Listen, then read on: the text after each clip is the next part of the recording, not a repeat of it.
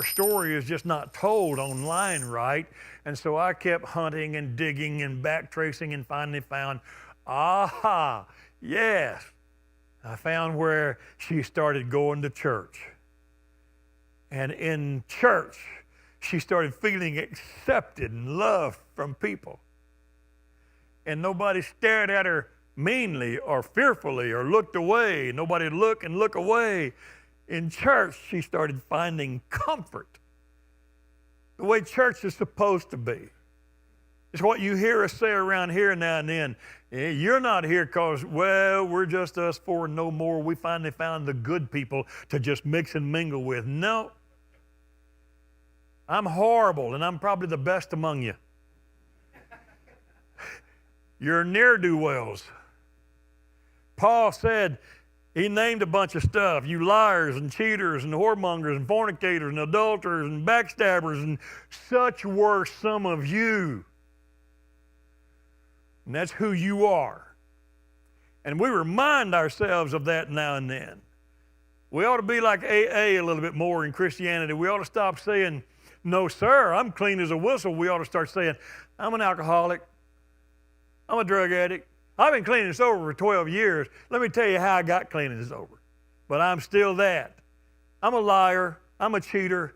But by the grace of God, I overcame it. I've been saved and sanctified and set free and set apart.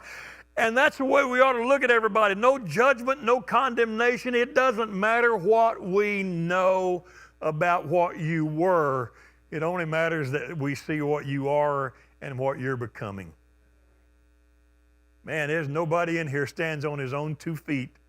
We're propped up by the grace of God, every single one of us. And most of us pray that you never find out all the blunders we've made.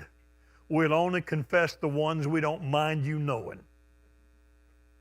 But I say that confidently and proud to know that I'm surrounded by a bunch of sinners just as I am.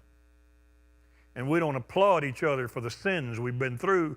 We applaud each other because we were inspired one day to believe God can save a wretch like me, but He requires me to get up and do something. And I got up and I did something. The great myth of grace is that we're saved by grace and grace alone. There's no scripture that actually says it that way. It says, by grace are you saved through faith. You got to believe. And then when you believe, you got to believe again. He that cometh to God must believe that He is, that He exists. That's not the end of the sentence.